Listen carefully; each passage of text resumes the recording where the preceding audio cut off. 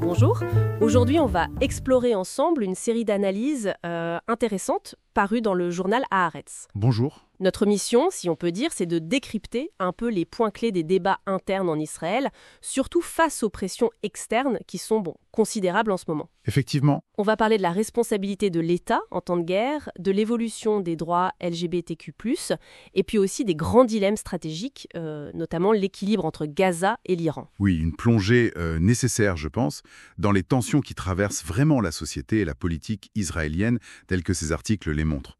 C'est une image assez complexe des défis actuels. Alors, ce qui m'a interpellée tout de suite dans une des analyses, c'est cette question de langage. La différence faite entre être tué et assassiné dans un contexte de conflit. Ah oui. L'article suggère que ce choix de mots, il est loin d'être neutre, qu'il peut soit masquer, soit au contraire souligner la responsabilité de l'État pour les pertes civiles, spécifiquement à Gaza. C'est ça. Une sorte de langage qui peut déshumaniser en fait. C'est un point absolument crucial que soulève Noa Limonet dans son texte. Elle est d'ailleurs connue pour ses analyses assez critiques du discours officiel. Oui. Et elle met en lumière comment, d'après son analyse, la rhétorique autour de la justification des pertes civiles aurait évolué, notamment sous Netanyahou. D'accord. Utiliser le mot « tuer », ça peut présenter la mort comme une conséquence regrettable, mais presque inévitable de la guerre.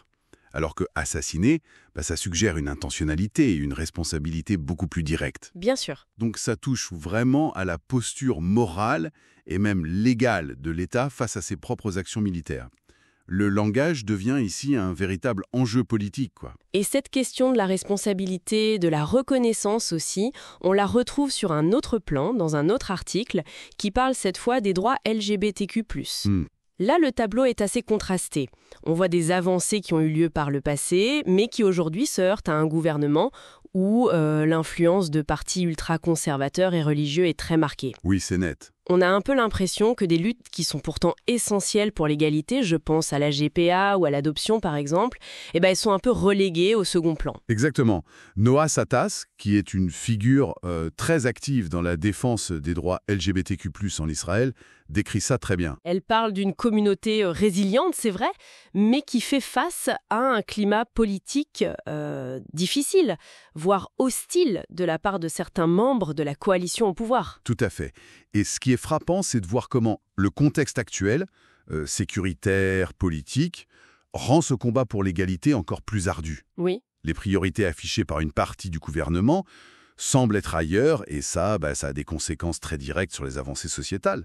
C'est indéniable. Et justement, ces fractures internes, elles résonnent d'autant plus fort quand on les met en face des défis extérieurs. Michael Sfard, qui est avocat spécialisé dans les droits humains, souvent critique de l'occupation d'ailleurs, Oui, je vois. il pointe un paradoxe intéressant. Alors que l'attention médiatique et politique se focalise beaucoup sur une potentielle guerre contre l'Iran et son programme nucléaire, la situation à Gaza, elle, reste une catastrophe humanitaire et un problème non résolu. Il suggère que le véritable échec stratégique, loin de cette fameuse victoire absolue, pourrait bien se jouer là, à Gaza. C'est une critique très importante, oui. Cette focalisation sur l'Iran pourrait, d'une certaine manière, occulter l'urgence et surtout le coût humain et moral aussi du conflit à Gaza. C'est ça. Et pour ajouter une couche de complexité, Etaimak, qui lui analyse souvent les liens entre sécurité et éthique, pose une question assez dérangeante. Laquelle ? Il demande si Israël n'est pas déjà, en quelque sorte, en train de perdre la guerre de l'ombre contre l'Iran. Ah oui, comment ça ? Pas forcément sur le plan militaire pur, mais plutôt à cause de la polarisation politique aux États-Unis sur le dossier nucléaire iranien. Vous avez les positions divergentes entre Trump et Biden, par exemple. Oui, bien sûr. Et aussi à cause des divisions internes en Israël même. Tout ça, ça affaiblit sa posture stratégique et son soutien international. Cette guerre entre les guerres, qu'on l'appelle, cette campagne d'action ciblée discrète, elle serait fragilisée de l'intérieur et par les aléas internationaux. D'ailleurs, il y a une caricature dans ces mêmes pages d'Haaretz qui joue un peu avec cette idée du temps et de la menace.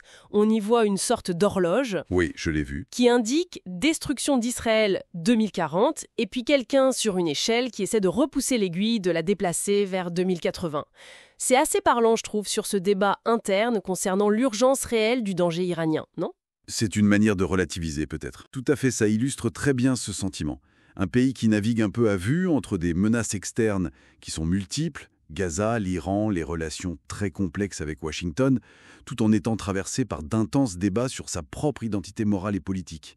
Oui. La responsabilité face aux victimes, la place des minorités, quelle est la bonne stratégie à adopter, c'est un équilibre très précaire en fait. Et tout ça, ça amène une réflexion finale en lisant ces textes. Je me demandais dans quelle mesure la façon dont une société gère ses propres débats internes, ses fractures, que ce soit par le langage qu'elle choisit pour parler des morts ou par la reconnaissance des droits de tous ses citoyens, est-ce que ça influence sa cohésion, sa force pour affronter les crises externes? C'est une excellente question. Vraiment à considérer. Voilà, merci d'avoir suivi cette exploration avec nous aujourd'hui. Merci à vous.